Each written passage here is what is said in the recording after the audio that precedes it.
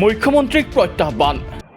যোৱা সময়ছোৱাত যদি মুখ্যমন্ত্ৰীয়ে দিয়া পৰিসংখ্যাৰ আধাৰত এই 24টা 25টা ঘটনা যদি সংঘটিত হৈছে যোৱা ডেৰ মাহৰ ভিতৰত, হয় মুখ্যমন্ত্ৰী ব্যৰ্থ হৈছে, তেওঁ নিয়ন্ত্ৰণ কৰিব পৰা নাই, বা মুখ্যমন্ত্ৰীয়ে ইচ্ছাকৃতভাৱে নিয়ন্ত্ৰণ কৰা নাই। কোনটো সঁচা? তাৰ এটাই হ'ব লাগিব দুটাৰ ভিতৰত। মুখ্যমন্ত্ৰীয়ে পালন কৰা নাই ৰাজধৰ্ম। চৰকাৰে নিজৰ ৰাজধৰ্ম পালন কৰা নাই, মুখ্যমন্ত্ৰীয়ে নিজৰ ৰাজধৰ্ম পালন কৰা নাই। অপৰাধ নিয়ন্ত্ৰণত কোনে বাধা দিছিল মুখ্যমন্ত্ৰীক? যোৱা নিৰ্বাচনৰ ফলাফলৰ পাছত মুখ্যমন্ত্ৰীয়ে অপৰাধীক কৰায়ত্ব কৰিবলৈ কোনোবাই মানা কৰিছিল নেকি?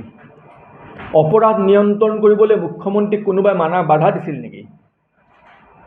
নিৰ্বাচনৰ ফলাফল লোকসভাৰ আছিল, তাৰ লগত ৰাজ্য চৰকাৰৰ কাম কাজ, তাৰ লগত মুখ্যমন্ত্ৰীৰ কাম কাজৰ কি সম্পৰ্ক আছে? ধিঙৰ ঘটনালৈ অপেক্ষা কৰি ৰৈছিল নেকি মুখ্যমন্ত্ৰীয়ে? যদি 2 মাহত 22টা এনে ঘটনা ঘটিছিল, 23 নম্বৰ ঘটনাটো হ'বলৈ মুখ্যমন্ত্ৰী বাট চাই আছিল নেকি? কেনেকৈ ঘটিবলৈ পালে? মুখ্যমন্ত্ৰী হিমন্ত বিশ্ব শৰ্মাক লক্ষ্য কৰি এনে এলানি কঠোৰ বাক্যবান নিক্ষেপ কৰিছে বিৰোধীয়ে। কিন্তু কি কৈছিল মুখ্যমন্ত্ৰীয়ে?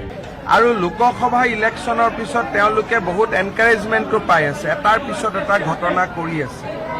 আমি টাফ একশ্যন ল'ম। এতিয়া মই DGPক পঠাইছোঁ ধিঙলৈকে। Will take toughest possible action. ধিঙৰ ঘটনাক কেন্দ্ৰ কৰি এই মন্তব্য কৰিছিল মুখ্যমন্ত্ৰী হিমন্ত বিশ্ব শৰ্মাই। তাৰ পাছতেই আক্ৰমণাত্মক বিৰোধী। ধিঙৰ ঘটনা সন্দৰ্ভত লোকসভা নিৰ্বাচনৰ পাছত এটা বিশেষ শ্ৰেণী অধিক উৎসাহী হৈ পৰা বুলি মুখ্যমন্ত্ৰীয়ে কৰা মন্তব্যক প্ৰত্যাহ্বান জনাই অসম জাতীয় পৰিষদৰ প্ৰশ্ন। 22টা ঘটনা ঘটি যোৱাৰ পাছত 23 নম্বৰটোলৈ অপেক্ষা কিয় মুখ্যমন্ত্ৰীৰ? যোৱা নিৰ্বাচনৰ ফলাফলৰ পাছত মুখ্যমন্ত্ৰীয়ে অপৰাধীক কৰায়ত্ব কৰিবলৈ কোনোবাই মানা কৰিছিল নেকি? অপৰাধ নিয়ন্ত্ৰণ কৰিবলৈ মুখ্যমন্ত্ৰীক কোনোবাই বাধা দিছিল নেকি? নিৰ্বাচনৰ ফলাফল লোকসভাৰ আছিল, তাৰ লগত ৰাজ্য চৰকাৰৰ কাম কাজ, তাৰ লগত মুখ্যমন্ত্ৰীৰ কাম কাজৰ কি সম্পৰ্ক আছে? মুখ্যমন্ত্ৰীয়ে দিয়া পৰিসংখ্যাই মুখ্যমন্ত্ৰীৰ ব্যৰ্থতা উদঙাই দিয়া নাই জানো?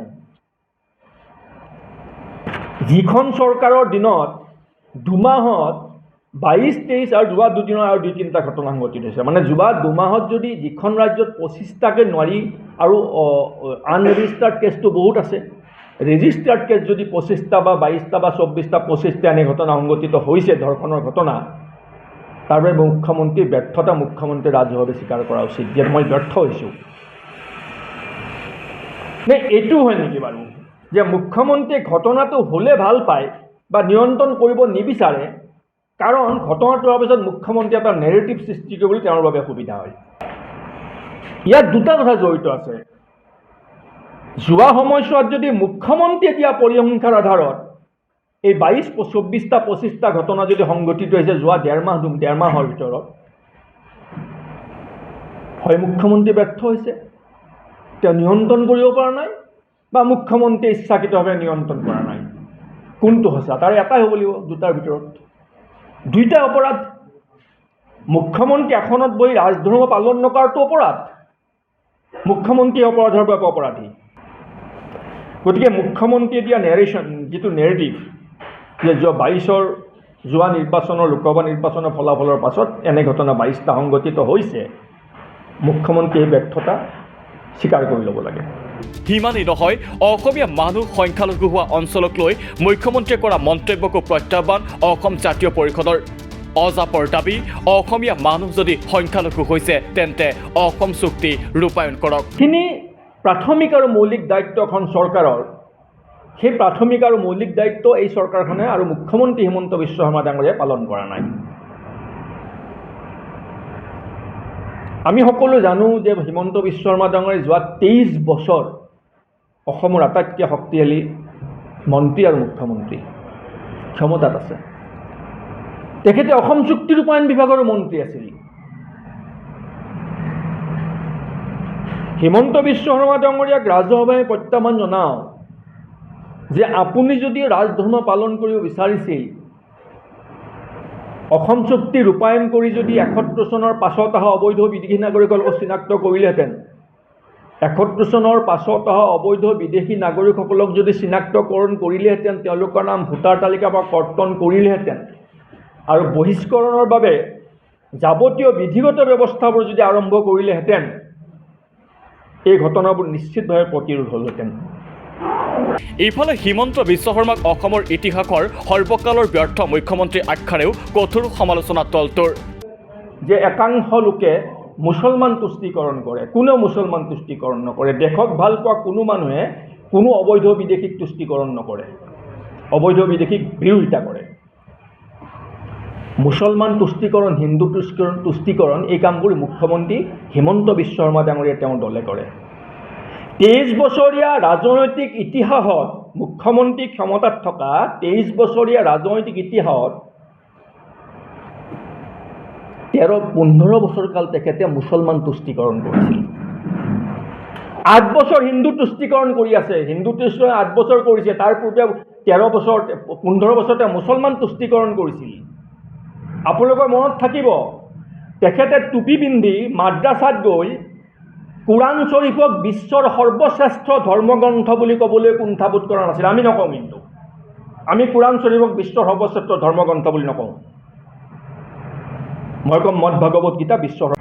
মুছলমানে কোৰাণ শ্বৰীফক শ্ৰেষ্ঠ ধৰ্মগ্ৰন্থ বুলি ক'ব, আমি আমাৰ ধৰ্মগ্ৰন্থক শ্ৰেষ্ঠ ধৰ্মগ্ৰন্থ বুলি ক'ম।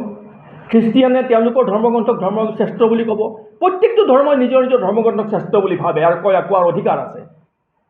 কিন্তু হিমন্ত বিশ্ব শৰ্মাই কোৰাণ শ্বৰীফক শ্ৰেষ্ঠ ধৰ্মগ্ৰন্থ বুলি কৈছিল ৰাজহুৱাভাৱে, মূৰত টুপি এটা পিন্ধি।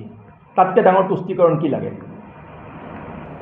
গুজৰাটৰ পানীৰ পাইপেৰে মুছলমানৰ তেজ বয় বুলি কৈছিল। অসমৰ পানীৰ পাইপেৰে পানী আহে, গুজৰাটৰ পানীৰ পাইপেৰে মুছলমানৰ তেজ বয়, সেইটোক তুষ্টিকৰণ বুলি কয়। সেইটো মুছলমানৰ তুষ্টিকৰণ কৰিছিল হিমন্ত বিশ্ব শৰ্মাই সেইটো পৰ্যায়লৈকে। ক্ষমতাৰ কাৰণে সেই মুছলমানৰ তুষ্টিকৰণ কৰিলে, আজি ক্ষমতাৰ কাৰণে তেওঁ হিন্দুৰ তুষ্টিকৰণ কৰি আছে। এতিয়া তেখেতে নিজৰ ক্ষমতা প্ৰাপ্তিৰ বাবে, ক্ষমতাত থাকিবৰ বাবে এটা নেৰেটিভ ক্ৰিয়েট কৰিব আৰু অসমৰ জনসাধাৰণ তেওঁৰ নেৰেটিভৰ পিছে পিছে দৌৰি যাব লাগিব। তাৰ কিবা যুক্তিযুক্ততা আছে নেকি? অসমৰ জনসাধাৰণ এইটো উপলব্ধি কৰা ভাল যে হিমন্ত বিশ্ব শৰ্মাৰ কাম কাজ, চিন্তাধাৰা, কথা বতৰা অসমৰ সমাজ ব্যৱস্থাৰ বাবে অতি ভয়াৱহ। আনফালে ৰাজ্যৰ শেহতীয়া ঘটনাক লৈ মুখ্যমন্ত্ৰী হিমন্ত বিশ্ব শৰ্মাক কঠোৰ সমালোচনা ফাইট এগেইনষ্ট ইনজাষ্টিছ অফ APSCৰো। সংগঠনটোৰ দাবী, অসম আৰক্ষীতে আছে শতাধিক অপৰাধী আৰক্ষী বিষয়া। তেনে ক্ষেত্ৰতে আৰক্ষীয়ে অসমক অপৰাধমুক্ত কৰিব কেনেকৈ? কৈ আছোঁ, আজিৰ দিনতো অসম আৰক্ষীত 1 শতাধিক, অতি কমেও 1 শতাধিক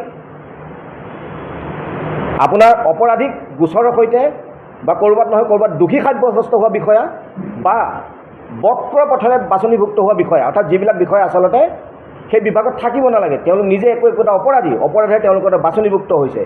1 শতাধিকৰো অধিক এনেধৰণৰ বিষয়া কিন্তু অসম আৰক্ষীৰ আজিৰ দিনত চাকৰি কৰি আছে। মূল কথাটো সেয়া যে অসম আৰক্ষীতেই যদি আজি 1 শতাধিকৰো অধিক অপৰাধী থাকে, সেই অসম আৰক্ষীয়ে কিদৰে ফলাফল দিব সেইটো আজিৰ আমাৰ মূল বিষয়টো। আমি বেছি উদাহৰণ নিদিওঁ। বিগত 9 জুলাই ইফালে একাংশ অপৰাধী আৰক্ষীক ৰক্ষণাবেক্ষণ দিয়াৰো অভিযোগ মুখ্যমন্ত্ৰীৰ বিৰুদ্ধে।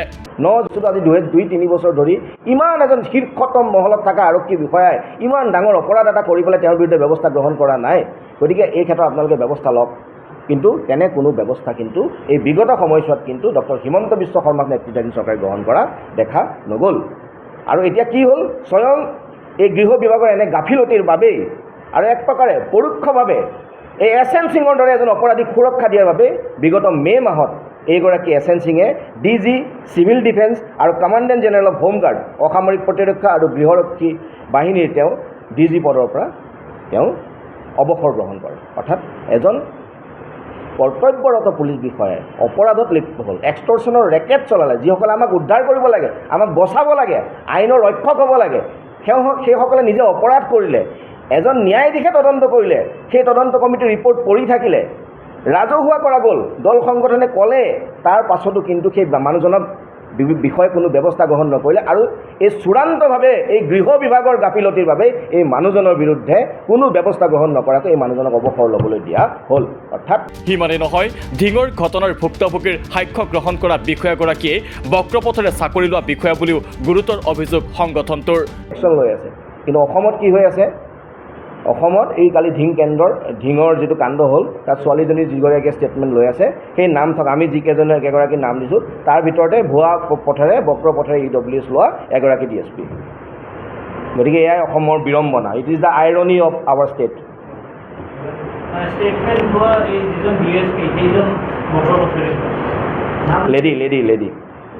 লেডি চৰকাৰ উপাধি।